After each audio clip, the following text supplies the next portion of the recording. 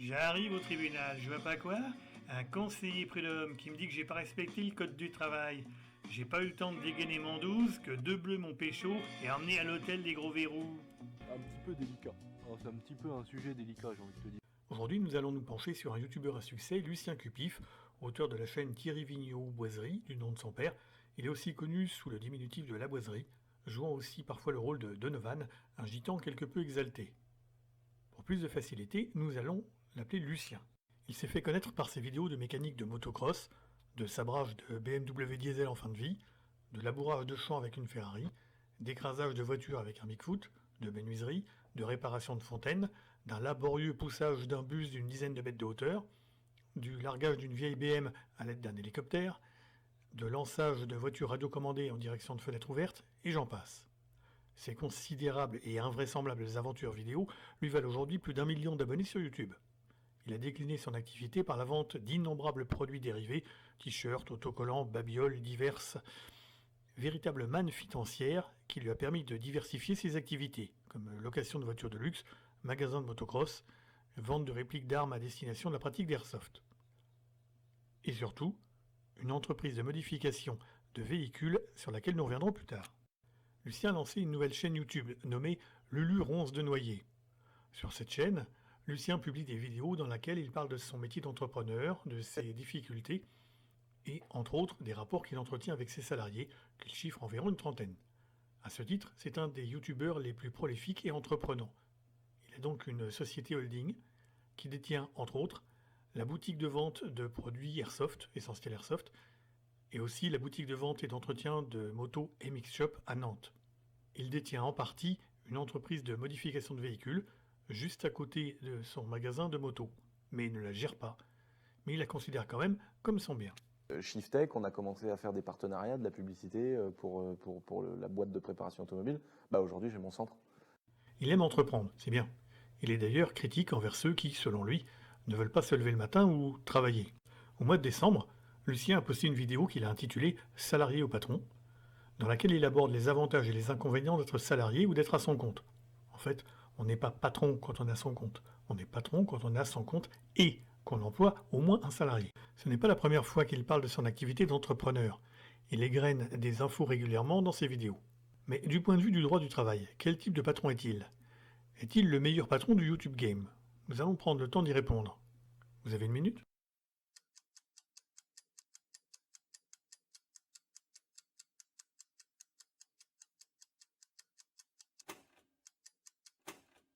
Après visionnage de la vidéo intitulée « Salarié au patron » et de quelques autres, plusieurs sujets apparaissent sur Lucien, chef d'entreprise. Tout d'abord, qui est Lucien? Que fait-il? Quelle image a-t-il des patrons? Quelle image a-t-il des salariés? Quelle image a-t-il du monde du travail? Quelle expérience a Lucien du monde économique? Comment s'organise-t-il en tant que chef d'entreprise? Comment ça se passe dans ces entreprises? Et enfin, Lucien met-il ses salariés en danger? Qui est Lucien? C'est Lucien, Lulu, Thierry Vigneault, La Boiserie. Voilà. C'est à peu près les trois noms qui finalement ramènent à ta personne. Lucien est un mécanicien moto qui aime la mécanique, moto, auto, l'action, et dont la notion de limite lui semble inconnue. Cela lui a causé du tort, car ses incartades, notamment routières, ont laissé des traces au palais de justice. Et puis après, j'ai eu l'opportunité en garde à vue de rencontrer un flic. Parce que à cette époque-là, j'allais souvent en garde à vue pour les wheelings et tout que je faisais. Quel a été ton plus gros coup dur depuis ta notoriété? Déjà, si je cherche, c'est qu'il n'y en a pas eu des gros. Un gros coup dur, c'est quand les médias, quand tu passes par exemple au tribunal, je suis déjà passé au tribunal pour des conneries, tu vois, et que les médias déforment tout. De voir dans les journaux des trucs faux, des trucs de merde, des mythos où les mecs ils se trompent dans ton nom. J'ai fait des bêtises avec des petits délits de fuite, des petites courses-poursuites, des petits trucs comme ça. Bon, voilà, j'ai payé pour ça, hein, assez cher d'ailleurs. Il est créatif. Il a commencé à tourner des vidéos quand il était encore adolescent. Les vidéos de moto, de modélisme et autres pastilles humoristiques ont plu un public grandissant. Il traîne une image vulgaire. Ça, c'est disponible que sur la chaîne Boiserie normalement. Il ne faudra pas le laisser ici. Donc, Pourquoi tu t'en vas? C'est bon. C'est bon, me casse. J'ai lâché une caisse, ils sont tous sous l'eau. Image qu'il cultive à loisir. Tous les gens qui m'ont fermé les portes parce que j'étais le mec un peu vulgaire de YouTube, un peu bourrin. Je sais, mais bon, les gens savent. L'image du beauf, l'image du gros con, le mec qui en a rien à foutre, je sais, mais qu'est-ce que tu veux, ça me joue des tours, hein, ça au quotidien, hein, pour mes investissements, pour le développement de mes boîtes, je sais très bien. Pour le coup, non, pas vraiment. Il assume. Du coup, ce n'est plus la boiserie qu'il faut l'appeler, mais plutôt la bûcherie. Cependant, il n'est pas le seul dans YouTube Game auto à se comporter de la sorte. Joe et Avrel se comportent aussi comme des gamins malpropres. Arrêtez de me péter, de me rôder dessus, j'en ai trop marre. Mais tout cela n'est qu'une carapace qu'il s'est forgée pour se protéger. Car derrière cette image se cache non pas un individu froid et calculateur, mais un jeune au regard observateur avec une capacité de recul et d'analyse. Aujourd'hui, on va parler d'un sujet qui, je pense, est assez important. C'est un retour d'expérience. Et je pense qu'il est intéressant pour pas mal de gens. Il a été très intéressant pour moi aussi. Que fait Lucien? Il le dit lui-même, il fait du divertissement. On va dire que Lucien, t'es une star du divertissement. Eh ben, c'est vraiment la case que je coche sur ma chaîne YouTube. Bah, il faut, parce que... pour dire quel est le contenu, le type de contenu, divertissement. Ouais. Donc c'est vraiment ça. Ça, c'est pour YouTube. On apprécie ou pas, mais ce genre de vidéo a son petit succès.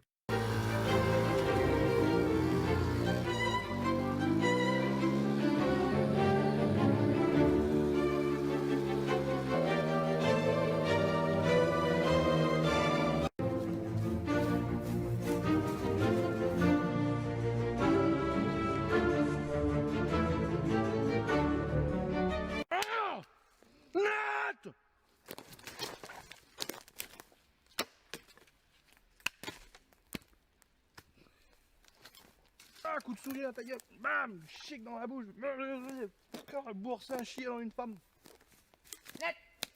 On a vu aussi précédemment qu'il avait créé quelques entreprises de vente de t-shirts, de motos et un centre de préparation de véhicules. On y reviendra. Quelle image Lucien a-t-il des patrons? Lucien a eu plusieurs employeurs, il a donc une expérience en la matière. Il a noté plusieurs types de patrons. J'ai connu des patrons qui étaient très cons, j'ai connu des patrons qui étaient cool, j'ai connu des patrons qui étaient passionnés, et puis j'ai connu des patrons qui en avaient rien à branler, quoi. Il y a celui qui contrôle tout. Mais c'est un patron qui était plutôt un patron sur la globalité assez dur, quoi. Des fois j'avais le malheur derrière mon bureau. J'étais là, je prenais mon téléphone, tac, je faisais un petit truc, tac, j'avais le fixe qui sonnait, pose son téléphone. Mais je me disais, mais c'est pas possible quoi, mon bureau. Alors du coup, je posais mon téléphone et je me disais, putain, comment le salaud quoi. Et comment il fait pour voir? Ou celui qui dégage tout salarié qui ose se plaindre. Vraiment en mode, t'étais à l'usine mon gars, si t'avais le malheur de parler ou de l'ouvrir, c'était prends tes affaires, dégage et avec violence quoi. Quelle image a-t-il des salariés en général? Comme dit précédemment, il est d'ailleurs critique envers ceux qui, selon lui, ne veulent pas se lever le matin ou travailler. C'est cool de voir des jeunes motivés parce que dans le pays dans lequel on est aujourd'hui, il y a tellement de gens qui foutent rien, des gens qui veulent pas se lever, des gens qui se droguent, des gens qui se disent ça y est, je me lève, je me lance dans les crypto-monnaies. Tu vois, il y a des gens qui sont simplement mauvais, qui vont saisir une opportunité pour essayer de te baiser et te faire couler la gueule et te prendre de l'oseille, tu vois. Je pense qu'il y a pas mal de gens qui en profitent aussi. Moi j'avais un gars que je connaissais à l'époque, il me disait clairement, il me disait moi je trouve un boulot, je trouve tant de failles dans le truc, prud'homme, je prends 30 000 euros, je m'en vais du taf, je retrouve un boulot, je me laisse 3, 4 mois, 5 mois pour trouver plein de failles dans le truc, dans l'entreprise, dans le local, dans les horaires, dans les machins, dans les trucs, il teste toutes les failles du truc, il note tout, prud'homme, il prend 30 000, et tous les 6 mois il prenait 30 000. Ouais. Cette histoire de salarié qui gagne systématiquement 30 000 euros au prud'homme, elle est difficile à avaler. Déjà, il faut connaître le droit du travail sur le bout des doigts, convention collective y compris. Un code du travail, ce sont des centaines de pages. Une convention entre 100 et 200, voire plus. Pour qu'un conseil de prud'homme alloue une indemnité, il faut qu'il y ait un motif valable. Les prud'hommes étant composés paritairement, il y a autant de conseillers salariés que de conseillers employeurs. Je vois mal les conseillers employeurs donner aussi facilement raison à un salarié à chaque fois. Surtout s'il y va tous les 6 mois. Il va attirer l'attention. Puis il y a les délais. Quand un salarié saisit le tribunal du travail, il doit d'abord être convoqué à une audience de conciliation. Il n'est pas rare que cette audience ait lieu plusieurs semaines, voire plusieurs mois après la saisine. Ensuite, il y a l'audience de jugement, nécessairement plusieurs mois après. Et s'il n'y a pas départage et que les juges se mettent d'accord, il faut un certain temps pour notifier le jugement, le temps de le rédiger. S'il perd, l'employeur interjettera appel, ce qui allongera les délais de plusieurs mois. 30 000 euros, juste parce que certains détails du droit ne sont pas appliqués? J'ai jamais vu ça. À titre d'exemple, j'ai défendu un salarié devant les prud'hommes. Je lui ai obtenu 1 mois de salaire à temps partiel comme indemnité de requalification, autant pour rupture abusive et autant pour non-respect de la procédure. 3 ans après la fin du contrat, il a touché 1 900 euros. Dans une seconde affaire, j'ai défendu un salarié à temps partiel en CDD. Ces multiples CDD avaient duré plus de 2 ans, ce qui était abusif. Le temps partiel ne respectait pas la législation. Et l'employeur avait mis fin à son contrat. J'ai obtenu la requalification, 1 mois de salaire, le rappel de salaire à temps partiel à temps complet, 15 000 euros, 10% de congés payés sur le rappel de salaire, 1 mois de préavis, 2 000 euros de dommages et intérêts pour rupture abusive et 1 000 euros pour non-respect de la procédure. Au total, un peu plus de 23 000 euros, 3 ans et demi après la fin du contrat, car l'affaire avait traîné jusqu'à la cour d'appel, dans une affaire peu courante de requalification de CDD en CDI et de requalification de temps partiel à temps complet plus licenciement abusif. On est donc loin de la belle fable contée à Lucien. Que ce dernier se rapproche de son avocat social et celui-ci confirmera mes doutes. Quelle image a-t-il du monde du travail? Comme dit précédemment, Lucien a déjà eu plusieurs employeurs, il connaît le monde du travail, mais il en ignore toutes les subtilités et se base sur ce qu'a pu en dire son entourage. Ma voiture, j'ai crevé un pneu, tu risques pas le licenciement. Ouais. Tu dis, j'ai crevé un pneu, nique sa mère, je vais changer le pneu au garage, voilà quoi. Tu vois, Ouais, clairement. tu peux te dire, de toute façon, j'avais qu'un rendez-vous à tel truc, machin, et tu fais autre chose. Voilà, enfin, t'as la liberté justement de pas être en stress, de te dire, quitte à y aller en rampant, faut que j'arrive à l'heure, sinon je me fais têche. Alors non, un employeur qui décide de rompre un CDI pour un simple retard, une seule fois, en plus, c'est pas loyal de sa part. L'employeur de Lucien lui a clairement mis un coup de pression, et il l'a cru. En effet, un simple retard ne peut donner lieu à un licenciement. Pour que le licenciement soit acceptable par les juges, il faut qu'il y ait eu plusieurs avertissements avant pour des retards. Mais les salariés, tout comme Lucien, ignorent qu'un simple retard, surtout s'il est imprévisible, comme une crevaison ou un incident de train, est considéré par les juges comme admissible. Du coup, les salariés stressent en cas de retard car ils ignorent leurs droits. Lucien a aussi conscience des difficultés des jeunes et des immigrés et de leurs descendants pour trouver du travail. Les jeunes taffent, les jeunes passent des diplômes, les jeunes, et ils sont pas pris, quoi. Et il y a du racisme.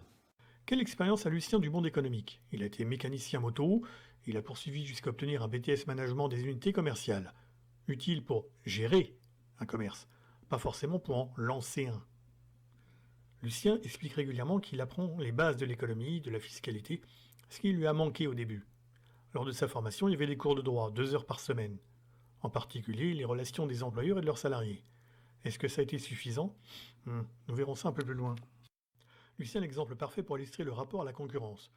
Il est le seul à pouvoir vendre tous les produits liés à sa chaîne YouTube, les t-shirts, les autocollants, etc. Il n'est donc pas soumis à la concurrence. Il peut donc marger comme il le souhaite, et c'est une des raisons de la réussite de sa première entreprise au succès fulgurant. Pour son magasin de moto à Nantes, il a quand même vérifié s'il y avait un concurrent avant de s'établir. J'ai fait un business plan.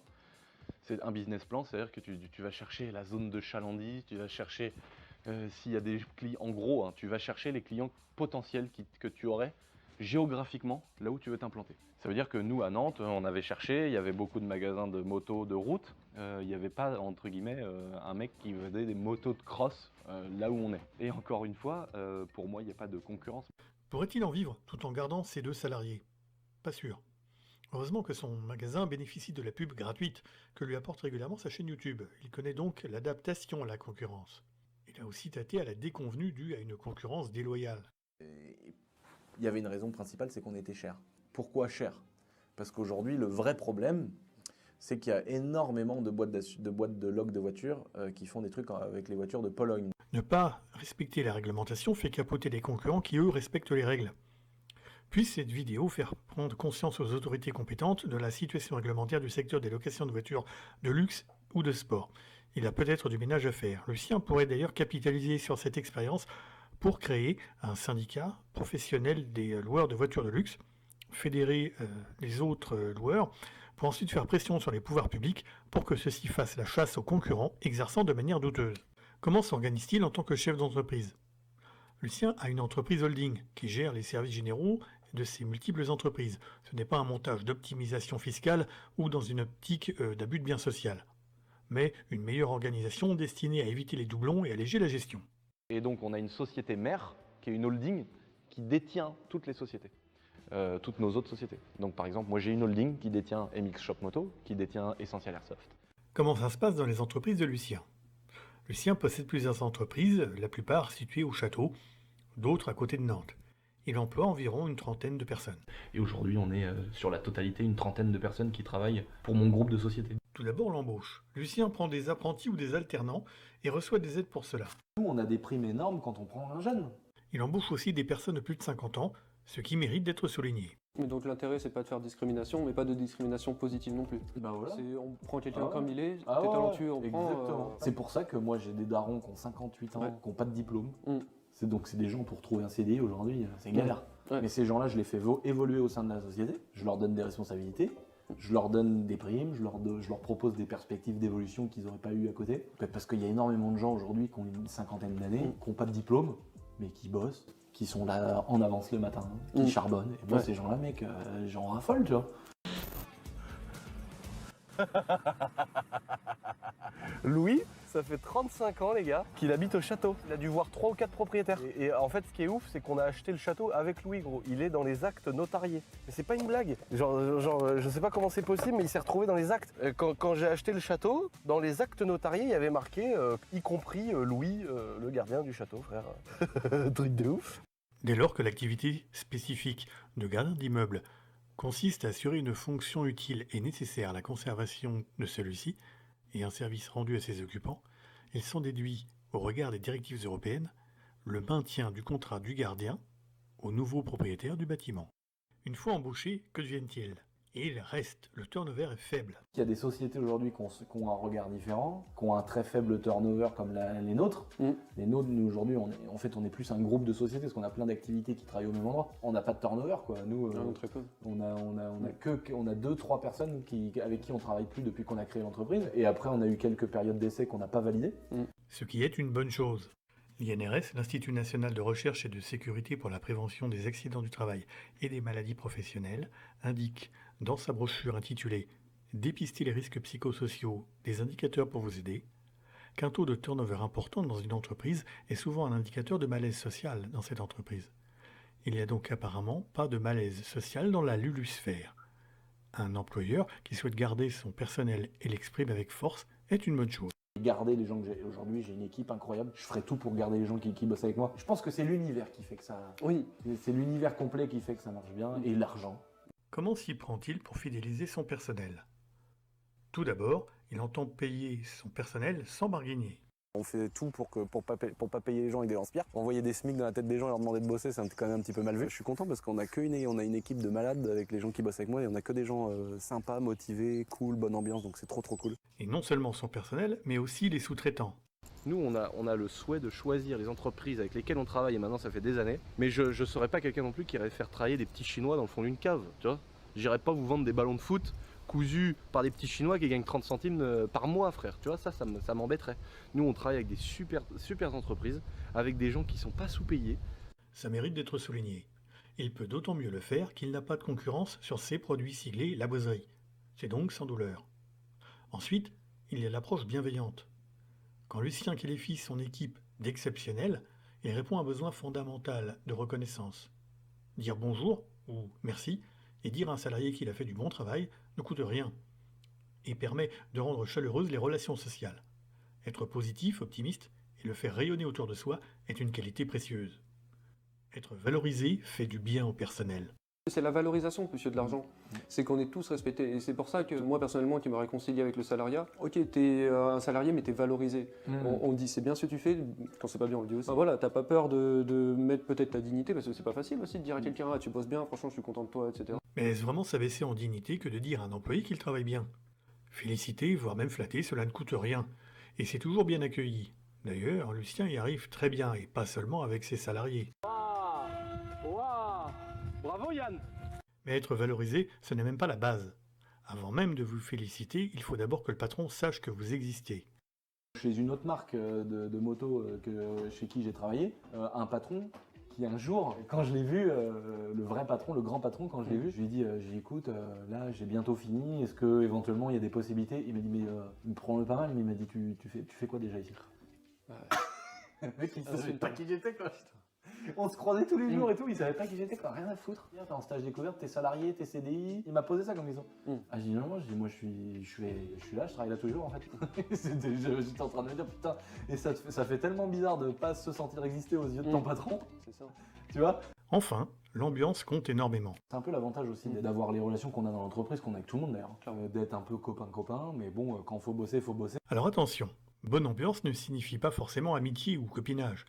Il faut quand même garder ses distances et ne pas se laisser étouffer. Il y a des gens qui apportent un énorme intérêt aux relations, au stress, à la charge de travail, etc. Donc ça, j'en suis très conscient.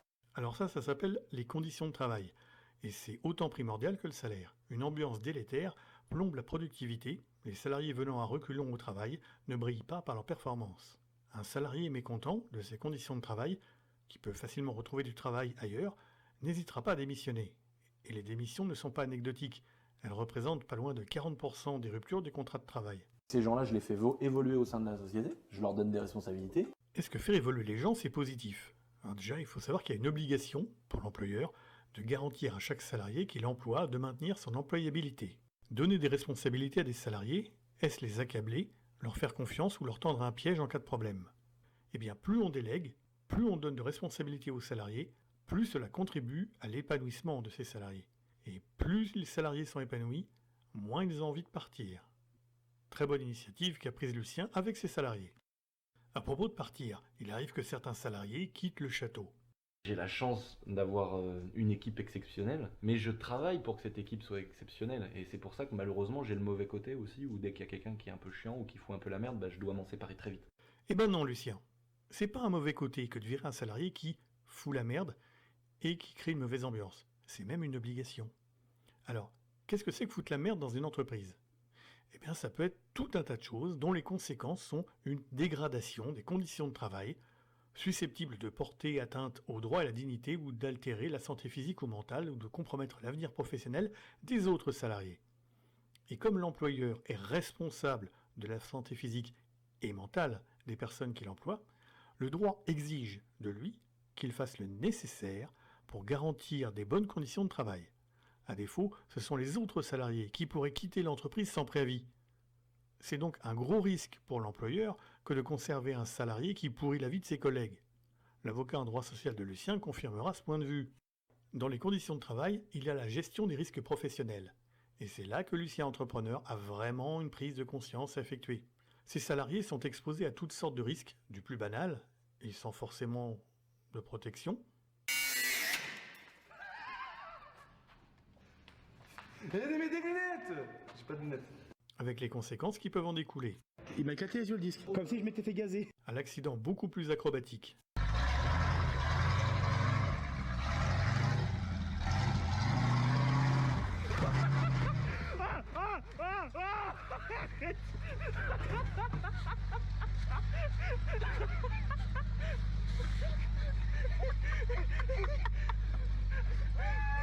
J'ai cru que t'allais le tuer. Et ça, c'est pas moi qui le dis. Pour ces deux cas, il n'y a pas eu de dégâts. Mais ça n'a pas toujours été le cas. Pourquoi il me freine pas? Il a pas dû me voir.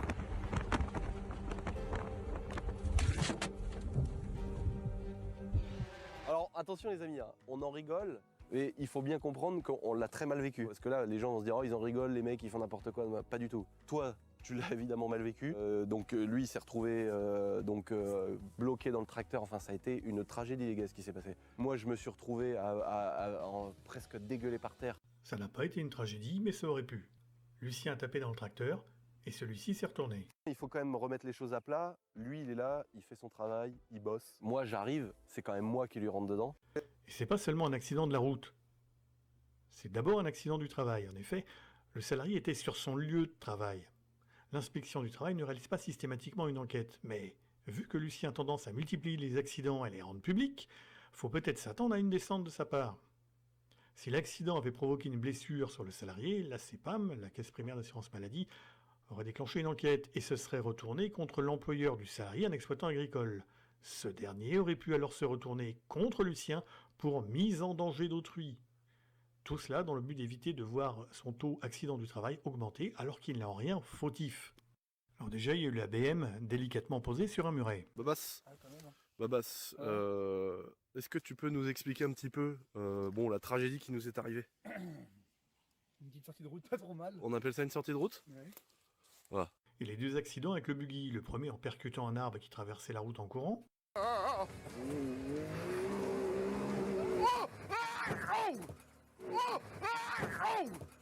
J'ai pris le petit pare-bus devant parce que des fois il y a les arbres, ils courent plus vite que le buggy. Oh, je suis parti un peu large. Oh non, j'ai déjà cassé. Ah oui, je l'ai déjà cassé. Le deuxième en prenant un virage un peu trop serré. It was at this moment that he knew. He fucked up.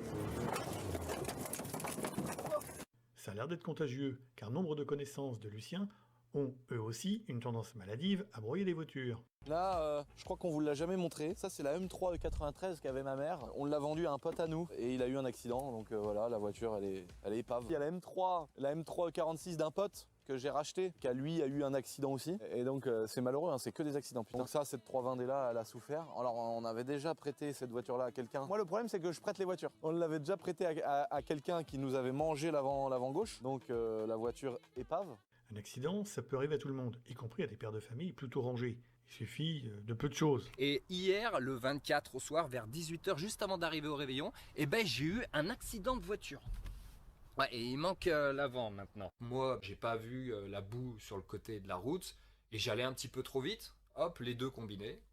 Ah bam. Alors au mieux, ça peut se finir comme moi, c'est-à-dire juste une voiture défoncée. C'est pas grand-chose, faut relativiser, mais ça peut être bien pire. Et c'est juste avec un véhicule, on ne peut plus calme. Alors imaginez avec un véhicule de 1200 chevaux totalement insécure. Car oui, avec Lucien, il est possible de rouler avec un véhicule de 1200 chevaux sur la route. Et là, il y a le gros turbo qui a été... Et pas, oui, les 1200 chevaux. Voilà, le gros turbo qui lui rajoute 1000 chevaux comparé à la puissance d'origine. Et où ça? En ville. Avec des accélérations devant les habitations. Mollo, lui. Non, mais je vais juste faire une accélération pour voir si elle est en bonne santé. Ouais, parce que... Ça a l'air d'aller. Bon, demi-tour.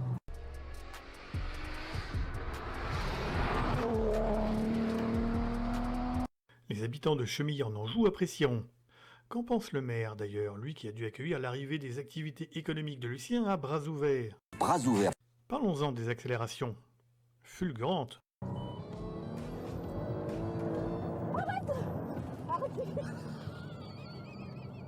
Ah bah non, hein.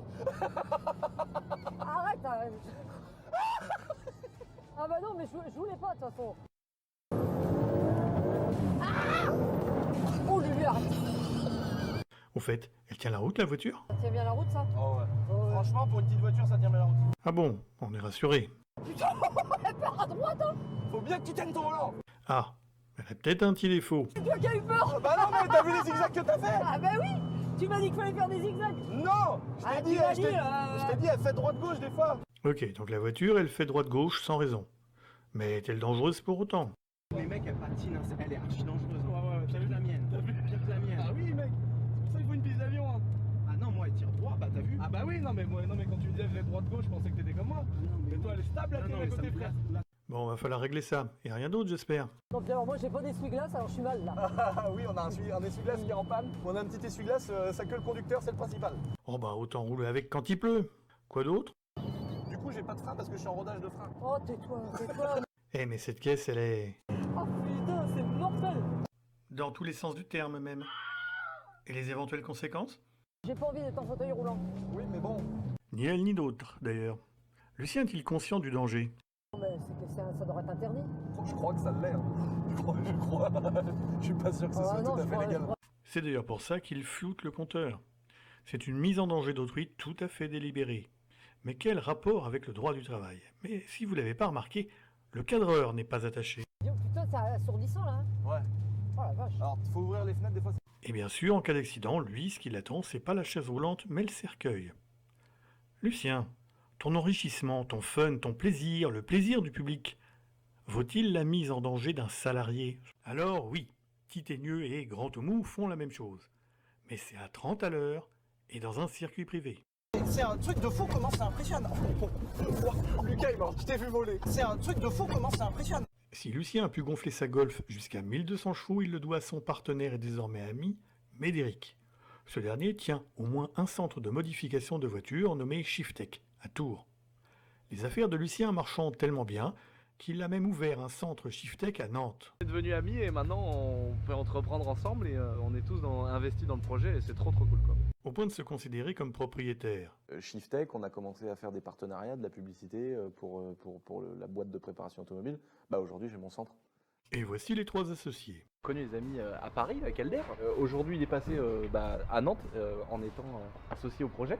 Tout Voilà. à fait. Et moi aussi, donc voilà. Bienvenue associé. Associé, bonjour. Bonjour. Bonjour, Frédéric. En quoi consiste l'activité de l'entreprise Shiftech? Il s'agit essentiellement de la reprogrammation de la cartographie moteur qui permet d'augmenter la puissance du véhicule. Il y a aussi la reprogrammation dans le but de pouvoir rouler à l'éthanol. Est-ce légal de pouvoir modifier la puissance de son véhicule? Et si oui, jusqu'à quelle limite? 1500 chevaux? La réponse est écrite en petit dans les conditions générales de vente, dans une longue page dédiée, et non, ce n'est pas légal du tout. Une fois modifiées, ces voitures ne peuvent plus rouler sur la route. Et pourtant, c'est ce qu'elles font immédiatement après. Seuls des véhicules destinés à la piste ne sont pas soumis à cette injonction. De même, le propriétaire du véhicule doit informer son assurance auto de la modification. Alors, à votre avis, quel pourcentage de clients ont appelé leur assurance de la modification de la puissance du véhicule? Dans les deux cas, on avoisine sûrement les 0%. Des centaines de véhicules quittent donc ces centres pour rouler illégalement, dont la plupart des véhicules de Lucien, ainsi que ceux qu'il fait gagner, évidemment. C'est aussi le cas de la Golf de 1200 chevaux, Lucien le sait, et c'est pourquoi il indique bien que c'est pas légal. Mais comme il le dit... Et j'ai aucun problème. Parce qu'on fait tout bien. Ah bah tant mieux. Mais, si un client a un accident de voiture, qu'il y a des blessés ou des morts, et que l'assurance constate que la voiture n'est pas d'origine, le conducteur ne sera pas couvert. Le conducteur devra alors payer lui-même les dégâts. Il pourra tenter de se retourner contre Shiftech. S'il a demandé à Shiftech si c'était légal et qu'on lui a répondu oui, et que le conducteur a enregistré la réponse, le salarié de chez Shiftech est mal. Très mal. En plus de mettre la vie de ses salariés en danger, le je m'en foutisme et le fun lui permettent de se torcher avec le respect des règles environnementales.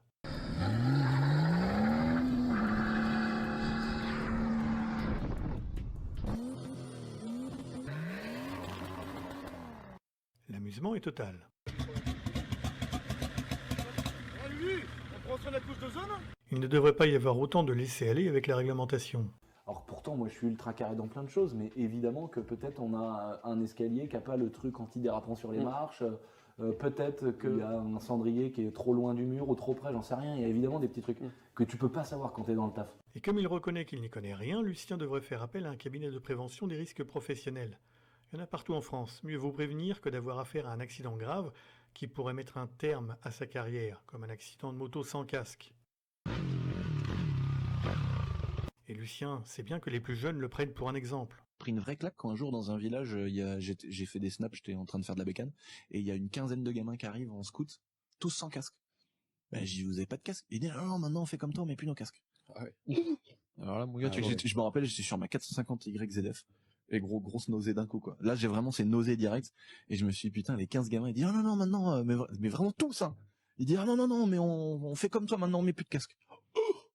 La claque. Ouais, et là, alors moi, au départ, la responsabilité de me dire que ce serait de ma faute pénalement et tout ça, c'est autre chose. Tu prends un mur moralement. Mais tu prends un mur moralement, tu te dis putain les gosses, mec, s'il y en a un qui te tue, t'as une mort sur conscience quoi, malgré que tu sois emmerdé par la justice. C'est une chose, mais c'est surtout je me disais oh là là là là là là là là. Je me suis dit oh putain là, mais en fait je me suis dit là ça a passé un level que j'ai pas anticipé quoi. Imagine à mon petit niveau. C'est ça qu'il faut se dire. Ouais. C'est que je suis quand même le paysan du fin fond de la campagne qui a 1 million de vues. C'est pas non plus Justin Bieber. Alors, mieux vaut ne pas attendre un drame pour agir et choisir d'aller dans la bonne voie. Et pas dans la voie de garage. Non, désolé. Lucien n'est pas le meilleur patron du YouTube Game. Il a fait de très bons choix sur les conditions de travail, mais en termes de sécurité, c'est un vrai danger. À lui de nous montrer qu'il a compris le message. Alors un certain nombre de points juridiques restent en suspens. La légalité de la prestation d'augmentation de puissance de véhicules par Shiftech sans que les pouvoirs publics aient été automatiquement alertés pour s'assurer de la conformité individuelle de chaque véhicule. L'absence d'avertissement automatique des assureurs lorsqu'un véhicule a été modifié. La responsabilité pénale d'un salarié de chez Shiftech s'il est prouvé qu'il a bien assuré à son client que la modification était légale. L'exploitant agricole dont le salarié a été renversé par Lucien peut-il se retourner contre ce dernier pour mise en danger d'autrui dans le cadre d'un accident de la route? Parce que Lucien venait de la droite, mais peut-on considérer qu'il y a abus de priorité quand on roule à près de 100 à l'heure sur un chemin de terre? Et enfin, Lucien a été victime de concurrence déloyale dans son activité de location de véhicules de luxe. Ne faudrait-il pas légiférer en la matière par le biais d'un agrément obligatoire? Voilà 5 cols que Sécotine, le greffier, devrait résoudre. Et si elle est trop occupée, à se faire les griffes par exemple, son maître s'en chargera. Si vous êtes salarié, que vous ne connaissez pas le droit du travail et que vous souhaitez éviter les pièges en entreprise, je vous conseille ce guide. Vous le trouverez facilement en occasion pour un prix raisonnable.